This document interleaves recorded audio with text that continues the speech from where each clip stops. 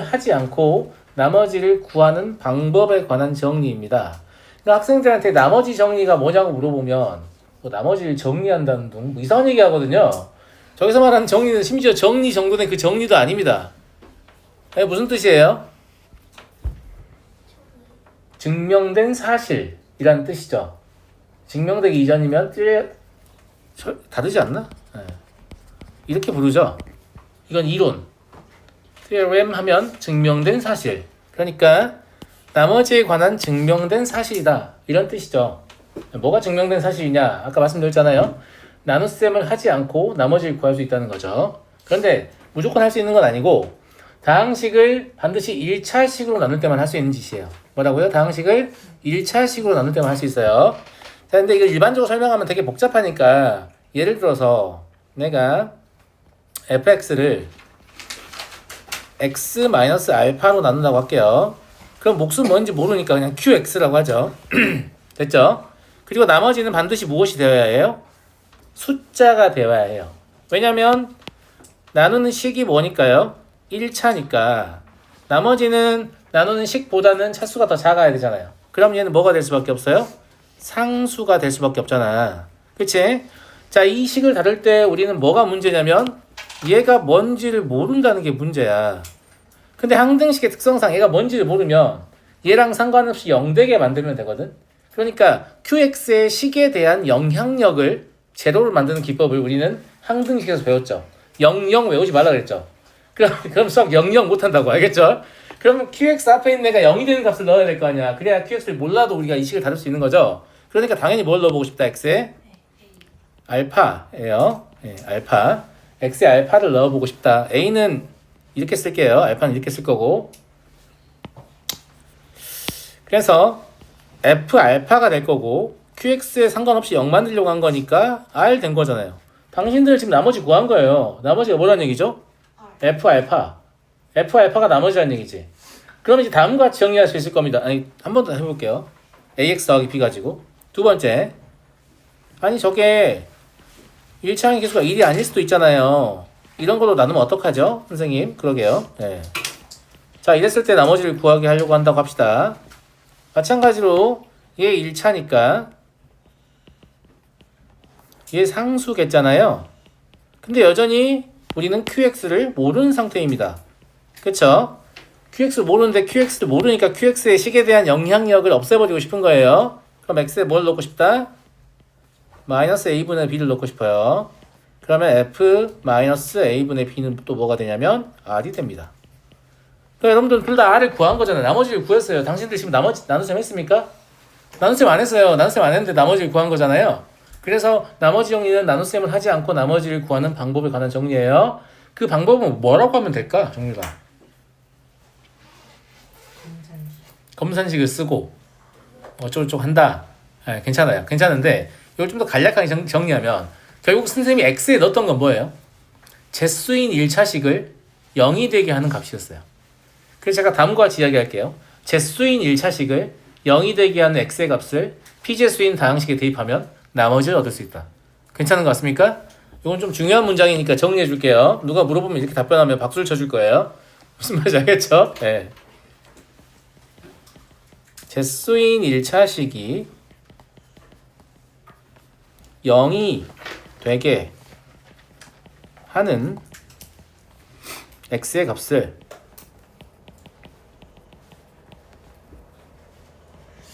p제수인 다항식에 대입하면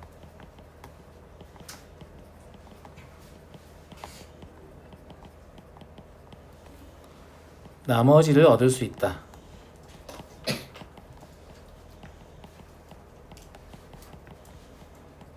그러니까 나머지 정리가 뭐냐라고 물으면 이걸 얘기를 해야 되니까 답변을 잘 못하죠, 학생들이. 실제 나머지 정리를 이용해서 나머지를 구할 줄 아는 학생들도 그러게요. 뭐 이런 답변을 하기도 하죠. 이게 사실 이렇게 답변하기는 좀 어렵잖아요. 맞아요. 그 다음에 이제 나머지 정리를 배우셨기 때문에 여러분들은 또 식을 바라보는 시선을 좀 바꿔줘야 됩니다. 자, 이거 보세요. 제가 여기다가 f2는 3이라고 한번 적어볼게요. 자, 이런 거 보면 뭐라고 생각해요? 다항식 fx에다가 x에 2를 넣었더니 그 결과가 3인가 보다. 또는 함수 y는 fx는 2,3을 지나나 보다. 이 정도 해석할 수 있잖아요. 맞아요. 근데 우리는 한 가지 방향으로 더 해석할 수 있어요. 다항식 fx를 x-2로 나눈 나머지는 3이다. 괜찮습니까? 아주 괜찮죠? 이걸 보고 이렇게 생각해야 한다고 앞으로. 종률아, F5가 6이라고 적혀있어. 무슨 뜻이야? 그래프가 5,6이요. 그거 말고 방금 얘기한 거. 그 5로 나눴을 때. x-5로 나눴을 때 x-5. 나머지가 얼마다? 6이다. 다항식 fx를 x-5로 나눴을 때 나머지 6이다. 그래서 이거는 기억 안 날까봐 제가 써줄게요. fx는 다항식일 때 얘기해요. 알겠죠? 얘를 보고 다항식 fx를 x-2로 나눈 나머지는 3이다.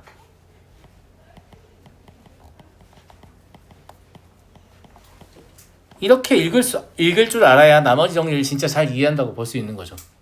F2가 3이야 무슨 뜻이야 하는데 무슨 뜻이야 F2가 3이란 뜻이지 이러면 안 된다 이거죠. 문제를 보는 시야가 좁아지니까. 무슨 말인지 알겠어요? 이해하시겠어요? 자, 직접 나눗셈과 조립제법에 비해서 나머지 정리가 갖는 제한 조건이 있죠. 세 개를 다 비교해 볼게요. 직접 나눗셈, 조립제법, 나머지 정리 세 개를 다 비교해 볼게요. 자, 첫 번째 직접 나눗셈은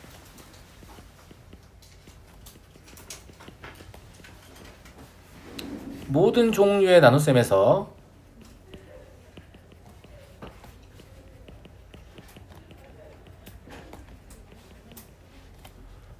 목과 나머지를 구할 수 있어요.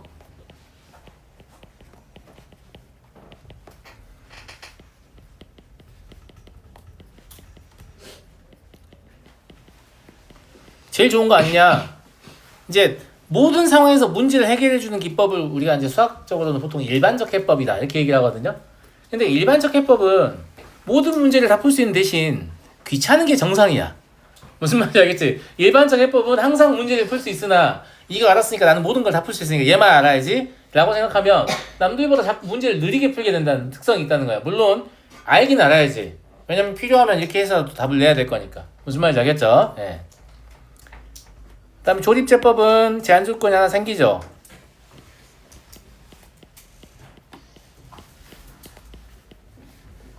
다항식을 뭘로 나눌 때? 그렇죠. 1차식으로 나누는 경우에만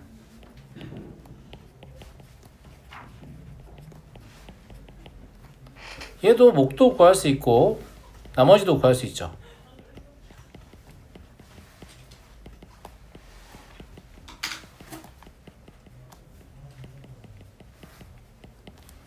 이해하시겠죠? 그런데 나머지 정리는 제일 편해 보이긴 한데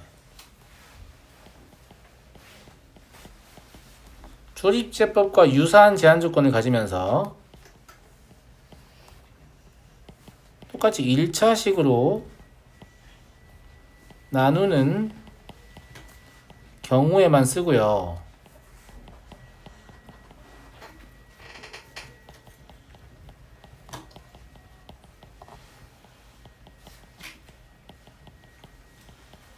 심지어 목 알 수 있어요? 없어요? 없어요. 나머지만 알 수 있어요.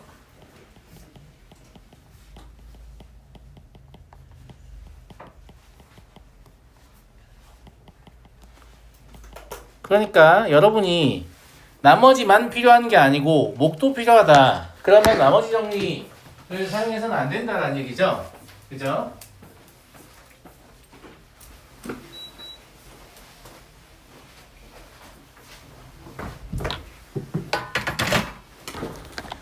세 개 비교해서 정리해 두시고요. 알겠죠? 그 다음에 조립제법에서 지난 시간에 이제 문제를 통해서 한번 관찰하긴 했는데 조립제법은 디폴트가 그러니까 기본적으로 1차식의 1차항의 개수가 무엇일 때를 기준으로 만들어졌다고 했어요?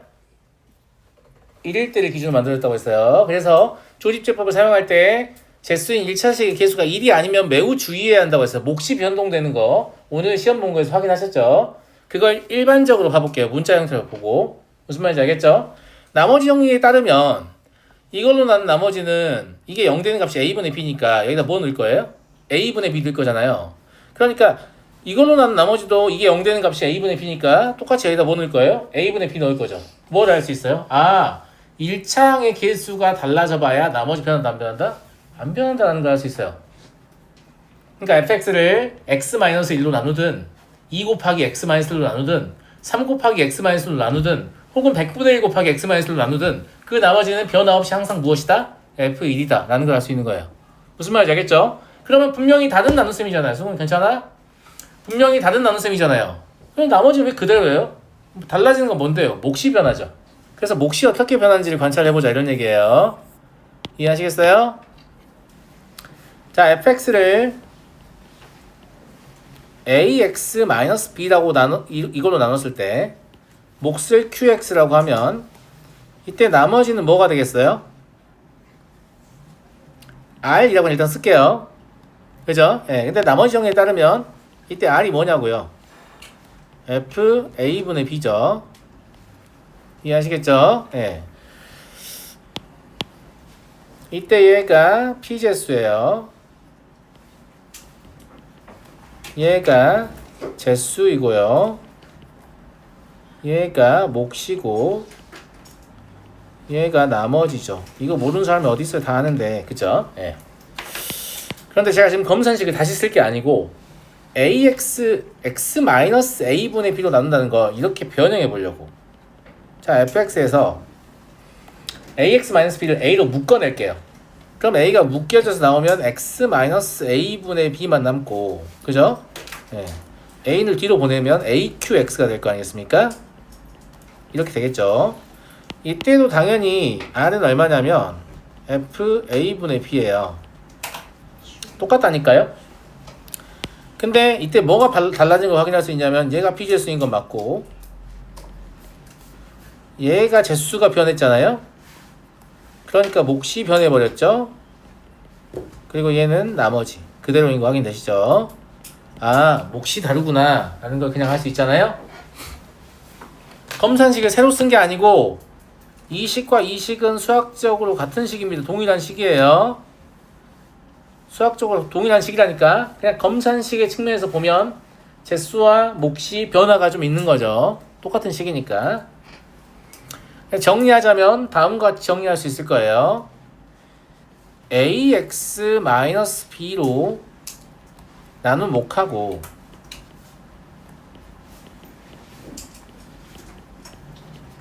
그 다음에 x-a분의 b로 나눈 몫 사이에는 다음과 같은 관계가 성립할 거죠. 얘를 몇 배 하면 a배 하면 저게 되는 거죠. 실제로 aqx잖아요. 밑에는 몫이 aqx잖아. 위에는 qx였고. 그럼 반대로 이렇게는 뭐예요? a분의 1배가 되겠죠. 이걸 또 이렇게 적어주면 이걸 또 외우려고 하거든. 이거 외울 필요 없다 얘들아. 진짜 하나도 외울 필요가 없는 내용이야. 선생님이 이걸 지난 시간에 뭐라고 설명했었냐면 ax-b는 a 곱하기 x-a분의 b니까 어차피 나머지 정의에서 나머지는 똑같다는 걸 우리가 알고 있잖아요. 그러면 ax-b로 나눈다는 건 x-a분의 b로도 한번 나누고 a로도 한번 나눴다 이런 뜻이에요. 두 번 나눈 거지. 다시 얘기할게. 얘로 나눴다는 건 얘로도 한번 나누고 얘로도 한번 나눴다 이런 얘기라고. 그러니까 몫을 a로 한 번 더 나누니까 몫이 a분의 1배로 줄어들겠지. 굉장히 쉬운 얘기 아닙니까? 무슨 말인지 알겠지? 예. 그러니까 외울 필요 없습니다. 그냥 이 과정을 이해하시면 너무 자연스러운 거예요. 알았죠? 예. 자, 다음. 실제로 문제 2번에서 나머지 정의는 언제 쓸 수 있다고 했냐면 1차식으로 나눌 때만 쓸 수 있다고 했거든. 그런데 실제 문제를 풀어보면 1차식으로 나누지 않는 경우에도 나머지 정리를 사용하는 것을 많이 봅니다. 그러면 원장님 틀린 거냐? 제가 틀렸네요. 죄송해요. 이걸 이제 저는 뭐라고 부르냐면 나머지 정리의 연속 적용이라고 부르는데 약간 구분을 해줘야 돼. 왜 구분을 해줘야 되냐면 일단 재수인 2차식이 1차식만의 곱으로 인수분해가 돼야 됩니다. 무슨 말인지 알겠어요? 그 다음에 만약에 2차식이었다고 하면 1차 곱하기 1차 될 거 아니야. 그 각각의 1차식으로 나눈 나머지를 우리가 이미 알고 있어야 됩니다. 이 두 가지를 만족해야만 할 수 있는 거기 때문에 그냥 나머지 정리 자체를 보면 1차식으로 나눌 때만 할 수 있는 거죠. 굉장히 특이하게 이런 조건을 만족하면 2차 이상에 대해서도 나머지 정리를 연속해서 적용할 수 있다 이런 얘기예요. 이해하시겠어요? 그래서 밑줄 쳐는 게 중요한 거예요. 정윤아 이거 읽어볼까? F1은 아니 그거 말고 아, 아니 그거 보고 있어. 이거 다음 식 fx를 fx-1을 나눴을 때 나머지가 있다. 아이 훌륭합니다. 이렇게 읽어야 된다 그랬죠. 그러니까 여기 읽으면서 나는 x-1로 나눈 나머지가 2라는 사실을 아네. 나는 x-2로 나눈 나머지가 3이라는 사실을 아네. 근데 얘를 인수분해하면 x-1 곱하기 x-2네. 그러니까 이거 나머지 정리 연속 적용하는 거구나. 이렇게 할 수 있다고. 이해하겠어요? 이해하겠어? 네. 그래서 이때 검산식을 다음과 같이 적죠. fx는 x의 제곱 마이너스 3x 플러스 2 곱하기 qx. 지금 얘가 몇 차예요? 2차죠. 자, 재수가 2차식이면 나머지 몇 차죠? 1차이요. 1차일 수도 있고 상수일 수도 있죠. 앞으로는 다음과 같이 답변하시면 됩니다. 1차 이하예요. 이렇게 1차 이하란 말은 여기를 ax 더하기 b라고 적으면 된단 말이에요. 선생님 ax 더하기 b라고 적으면 1차라고 적은 거 아니에요? 아니에요. 1차라고 적으려면 ax 더하기 b라고 적은 다음에 단 a는 0이 아니다라고 적어야 1차라고 적은 거예요. 저건 a가 0이 될 수 있기 때문에 1차 될 수 있고 상수가 될 수 있는 거예요. 정말 1차 이하라고 적은 거예요. 무슨 말인지 알겠죠? 여기에 a의 제한 조건이 없기 때문에 저는 정말로 1차 이하라고 적은 겁니다. 응용 3차식으로 나누면 나머지는 3차이야. 2차 이하예요. 하나 빼셔야 돼요. 4차식으로 나누면 3차 이하. 무슨 말인지 알겠죠? 아주 쉽죠? n차식으로 나누면 감사합니다. 역시 여러분 훌륭한 학생들이에요. 좋아요. 자, 그럼 여기서 나머지를 결정하려면 얘가 지금 나머지인 rx잖아요. 이제부터는 나머지를 rx라고 해요. 왜냐면 원래 1차식으로 나눈 나머지는 항상 숫자이기 때문에 r이라고 쓰는 거죠. 근데 얘는 이제 x에 관한 식일 거예요. 1차 이하의 식이니까. 그래서 rx라고 적습니다. 이해하시겠죠? 그럼 rx를 확정하려면 a랑 b 두 개만 알면 되죠. a, b를 알려면 조건 두 개 있어야 되는데 그 조건 두 개가 누구냐? f1은 2고 f2는 3이다 이거예요. 이해하시겠어요?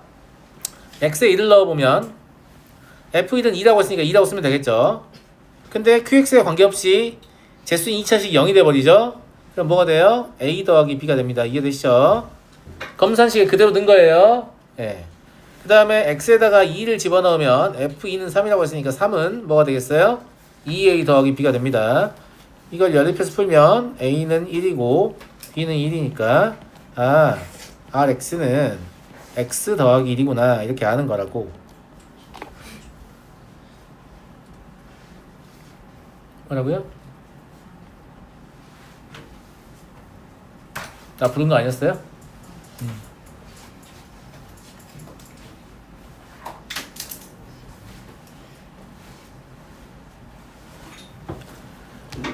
자, 더 가볼게요. 그 다음은 이제 인수정리거든요. 인수가 뭐예요?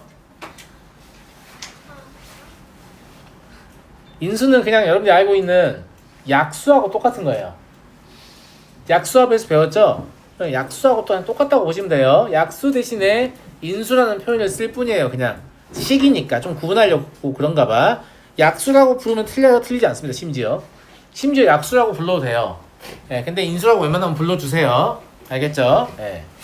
인수정리는 뭐한 정리냐? 어떤 1차식이 어떤 다항식에 인수인지 아닌지를 확인하는 정리예요. 인수분해 다 배우고 올라왔잖아요. 인수분해가 무슨 뜻이에요? 인수를 분해한다. 괜찮은 말이에요. 예. 제가 이제 뒤에 인수분해할 때 다시 얘기를 하겠지만 인수분해라는 건 뭐냐면 어떤 식들을 곱해서 얘를 만든 것 같은데 곱한 식이 뭐지? 이걸 찾는 거예요.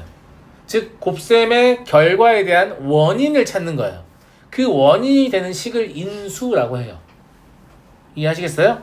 아, 누굴 곱했길래 A가 됐을까 추측하는 거예요. 그래서 인수분해를 배울 때 처음 배우면 불편하지. 왜냐면 나한테 원인을 주고 전개를 하라고 하면 걔 편할 텐데 왜 결과를 주고 원인을 맞추라고 하는 거지? 짜증나는 거잖아. 근데 이걸 여러분들 이미 했었어요. 언제? 소인수분해에서. 똑같은 말이에요.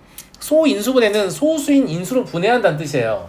어떤 숫자가 있었어? 그럼 이건 어떤 소수를 곱해야 나오니? 이렇게 물어보는 게 소인수분해잖아요. 그럼 왜 하필이면 소인수분해를 사용하냐? 소인수를 한정하지 않으면 답이 너무 여러 개 나와. 한도 끝 없이 나온다고. 왜냐하면 뭐 26인데 나는 1 곱하기 26이라고 할래요. 어떤 애는 2 곱하기 13이라고 할래요. 뭐 이럴 거 아니야. 24인데 어떤 애는 8 곱하기 3이라고 할래요. 어떤 애는 2 곱하기 10이라고 할래요. 이러면 답이 다 다르니까 이걸 좀 통일시켜줘야 되잖아. 그러니까 야 인수는 반드시 소수여야 돼. 이렇게 다 통일시켜버리면 전부 다 같은 답안을 내게 되죠. 그럼 완전히 똑같은 얘기예요. 무슨 말인지 알겠죠? 그래서 2차 이상의 다항식이 있었어. 사실 1차식도 상관없어요. 근데 1차식의 인수를 찾는 건 이상한 짓이잖아요. 이미 알고 있는 건데 2차 이상의 다항식이 있었는데 어떤 1차식이 걔의 인수인지 아닌지 알고 싶어요. 알고 싶을 때 이 인수정리를 사용하면 그걸 확인할 수 있다라는 얘기고, 이건 나머지 정리하고 연결되는 개념이에요. 나머지 정리에서 1차식으로 나눌 때 나머지 알고 싶으면 어떻게 한다고 했지? 0을 대입한다고 했지. 아니 뭐야, 0이 되는 값을 대입한다고 했죠. 봐봐. x에 대한 다항식, x에 대한이라고 할게요. 네. x의 다항식이라고 할게요. 그냥. x의 다항식 fx에 대하여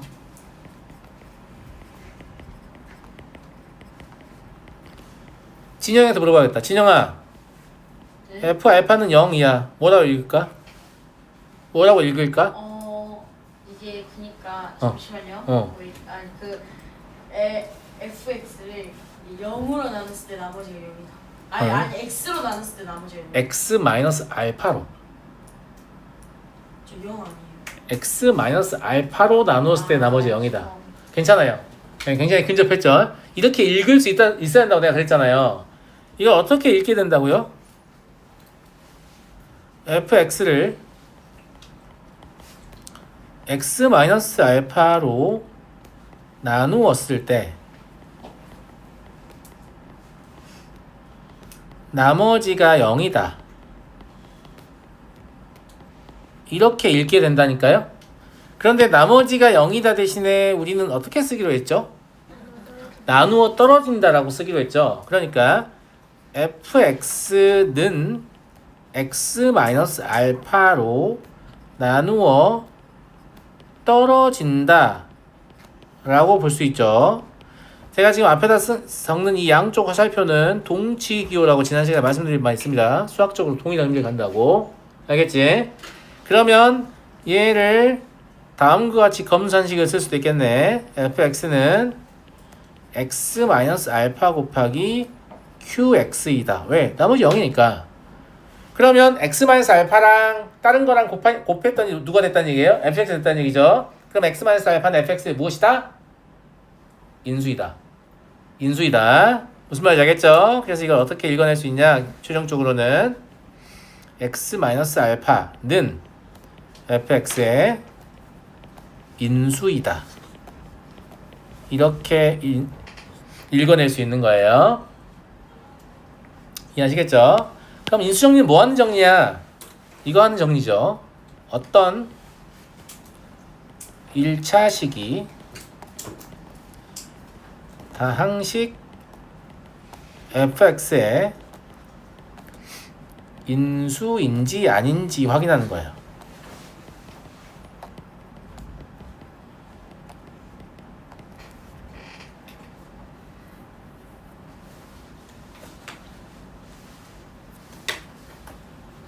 이걸 확인하는 정리를 인수정리라고 부르는 거예요. 어떻게 확인한다고? 1차식이 0이 되는 값을 다항식에 대입해 봤을 때 0이 되면 아, 넌 얘 인수구나. 이렇게 우리가 확인할 수 있는 거라고. 아, 이런 게 무슨 쓸데가 있는데 선생님이라고 생각하잖아요. 자, 이제 우리는 여기서 뭘 시킬 거냐면 3차식이나 4차식이나 이런 애들 인수분해하는 걸 시킬 거란 말이지. 그걸 인수분해할 때 사용할 수 있어요.